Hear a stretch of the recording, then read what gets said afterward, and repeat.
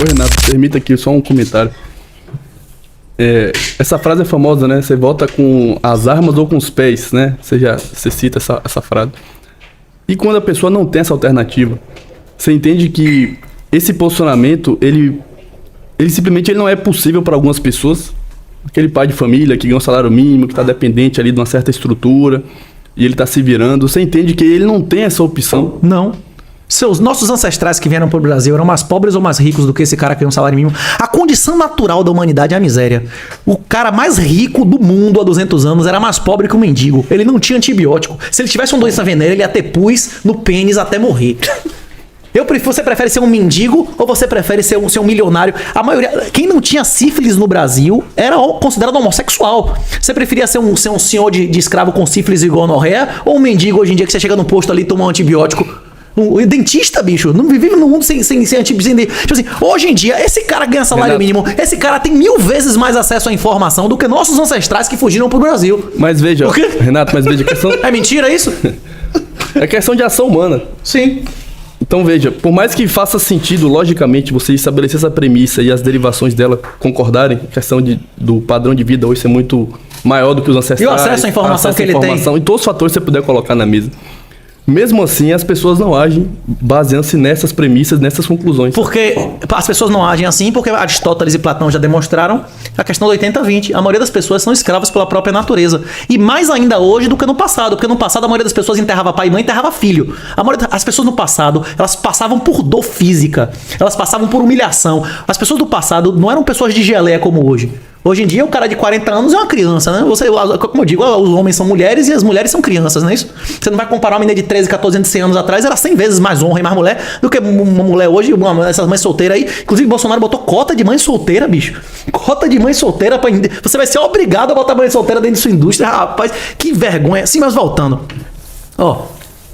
Isso é absurdo. As pessoas antigamente, elas tinham muito mais honra do que tem hoje. Inclusive, tem ciclos, a gente explica no livro que existem ciclos intergeracionais. No colapso de Esparta, se dizia, tem registros escritos, que as mulheres dos espartanos podiam engravidar de quem quisessem e os maridos não podiam sequer reclamar. Não é exatamente isso que acontece hoje. Você chega em sua casa, a mulher tá transando com outro cara na sua cama, se você der uma surra nela, você que vai preso, meu irmão. É você que vai preso, adultério não é mais crime, né? Maria da Penha, e você não vê mais seus filhos. Chegou uma mulher lá e diz que você é estuprador, que você abusou do seu filho sem prova nenhuma, acaba com sua vida. Aí depois se prova que a vagabunda tava dizendo a mentira e se faz uma lei Mariana Ferrer em homenagem a ela, pra ela não ser maltratada enquanto ela faz uma acusação mentirosa de estupro, não é isso? A nossa lei hoje inviabiliza essas relações de decência. Foi o que a gente conversou. A informação é a coisa mais importante hoje. Nós estamos vivendo uma guerra de informação. E, inclusive, essas informações todas mentirosas, quem puder, pesquise o que é educacionismo, o que é gaysismo, o que é feminismo. Tudo isso foi implantado e financiado pela União Soviética através da Escola de Frankfurt, que era a escola de estudos marxistas. Tudo que se ensina hoje na academia é o oposto da educação real. A instrução formal hoje é oposta à educação real. É oposta à instrução formal. Hoje você manda seu filho para a escola para ele ser piorado intelectual, moralmente e reduzir a produtividade dele. É importante que as pessoas entendam que não vai existir mais universidade da maneira que vocês entendem hoje. Os estados vão colapsar, os estados sociais. Dentro de 15, 20 anos vão ter lugares que vão ser paraísos fiscais e regulatórios e vão ter infernos e fazendas de escravo. Vocês vão ter que escolher onde vocês vão morar, não é isso? Eu espero ser o macaco que muda de árvore. Você pode ser o macaco que vai tentar arrancar a árvore tirar a árvore do lugar, né? Como é que você pretende mudar de árvore, Renato? Você tá planejando algumas coisas, você tá fazendo alguns treinamentos aí. Conta um pouco pra gente o que é que você anda fazendo aí agora na sua vida paralela, assim, no seu tempo livre. Eu mencionei algumas vezes o negócio do Bitcoin Bond, que vai ser oferecido, vai ter uma oferta pública que vai iniciar entre dia 15 e 20 desse mês. Se você adquirir $100 mil desse título, por exemplo, que paga mínimo de 6,5 em dólar, mínimo de 6,5 em dólar líquido, não é uma remuneração ruim. Isso é a mínima. A máxima é metade do que o Bitcoin render. Se o Bitcoin triplicar, você dobra seu dinheiro no primeiro ano. Então, esse é um exemplo. Esse título, se você tiver $100 mil desse título, você vai na embaixada lá e te dá um passaporte, ele te dá um visto de residência, que você pode usar quando você quiser. Quando um negócio tocar aqui, você cai fora. Beleza? Esse é um exemplo. Não existem soluções universais. Muita gente pega... tem uma segunda residência. Se você quiser pesquisar mais sobre como você faz uma estratégia de diversificação de risco em cidadanias e nacionalidades e residências... Fala aquela teoria das bandeiras, isso, teoria pronto. das 5 bandeiras. Fala um pouco. Explica um pouco pra gente aí o que é isso. Pesquisa um livro chamado Sovereign Individual, Indivíduo Soberano. É porque é o seguinte, se você tem várias cidadanias e você tem várias residências, faz sentido você ter a sua renda na sua principal cidadania ou residência? Se você tiver um problema legal ali, você perde tudo. É como a gente conversou, Markowitz. A diversificação aumenta seu ganho máximo, reduz seu risco sem reduzir seu ganho máximo. A teoria das bandeiras é você diversificar entre cidadania, residência, renda e patrimônio. Faz sentido você ter toda a renda, todo o patrimônio, sua aposentadoria, tudo no mesmo país. Se aquele país acabar, você perdeu tudo, você foi obliterado. Como o Brasil. Agora. Como o Brasil. Como o Brasil. Não. O que aconteceu na Rússia não pode acontecer no Brasil, depender dessa eleição? Não, mas você entenda. Mas a gente tem que falar da Rússia, que é o exemplo melhor de todos aí agora. Nós estamos sempre a uma semana, a uma eleição de acontecer no Brasil o que aconteceu com a Rússia. No Brasil já aconteceu do dinheiro desvalorizar absurdamente, já aconteceu várias vezes. Na época de Collor, eu conheço pessoas que tinham guardado dólar em casa para comprar um carro e virou uma fazenda de 300 hectares, não é isso? De repente ninguém tinha dinheiro na mão, né? Sim, exatamente. Eu conheci pessoas da Venezuela que tinha fazenda de $1 milhão. E o cara vendeu a fazenda por $10 mil em cash. O cara comprou a fazenda em 99 por $1 milhão. Ele vendeu em 2016 por $10 mil em cash. E se ele não vendesse, ele perdia. Porque hoje, legalmente, se alguém ocupar, é dele.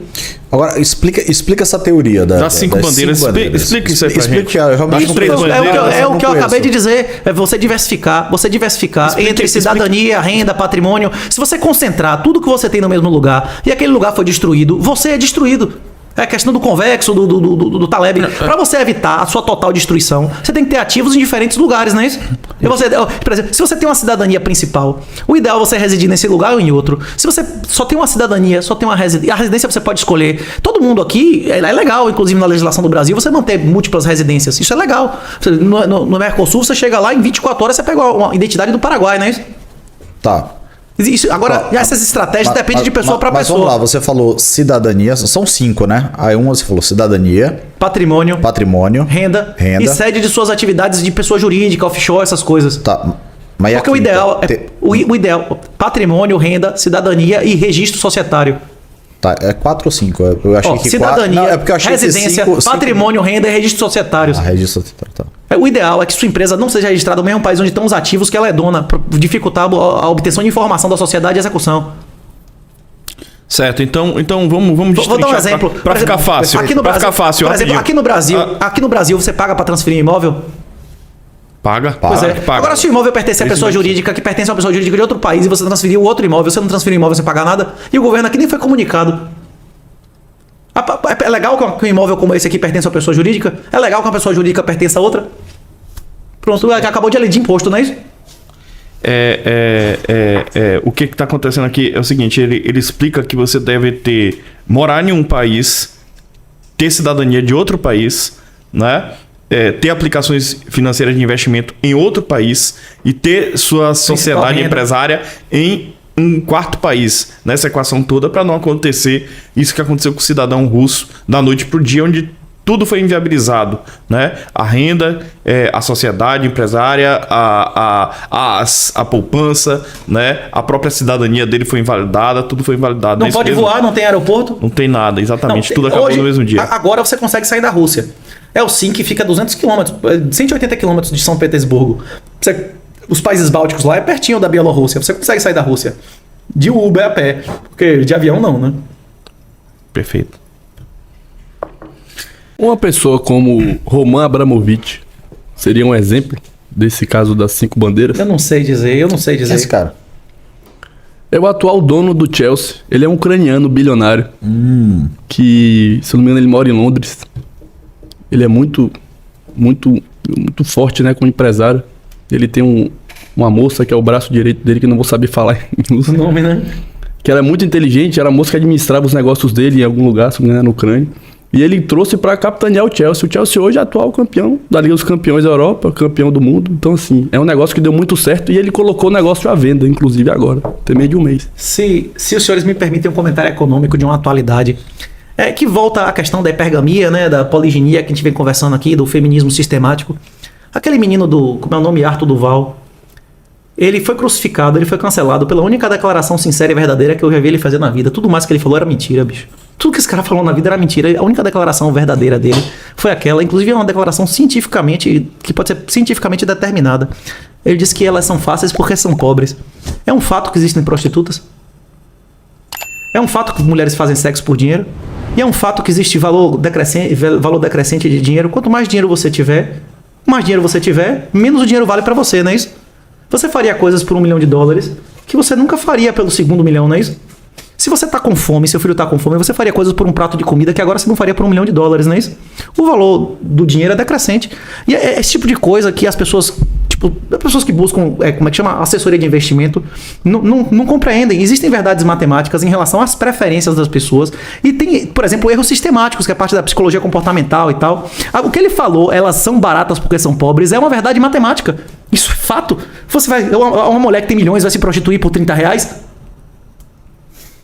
Só fazer uma observação, Sim. Renato. Veja, essa discussão tem como ser levada por esse campo das deduções, lógicas, tudo isso. A questão pode ser muito mal interpretada essa sua fala, então assim, acho que a gente não deve entrar nesse assunto, entende? Porque pode parecer que a gente está meio que quantificando outras pessoas, mesmo que de fato exista a profissão da prostituição. Mulheres que de fato façam sexo por uma troca financeira. E de fato, quanto mais pobre qualquer um de nós for, nós vamos estar vulneráveis a fazer mais coisas por menos dinheiro, não é isso? Não, compreensível. Isso é um fato científico, né? Porque a reação bem, pública, Renato, que aconteceu sobre ele, tem muito a ver com a questão de como as pessoas interpretaram, como se o fato dele tivesse meio que barganhando, sabe? Tipo, claro, nós vivemos em uma sociedade que a maioria dos homens são crianças, a maioria dos homens são mulheres, a maioria das mulheres são crianças. As pessoas respondem emocionalmente, o idiota útil, ao que é 30%, 40% da população, não responde racionalmente aos estímulos, responde de maneira puramente emocional. Ponerologia política e mentalidade esquerdista, ou Red Pill.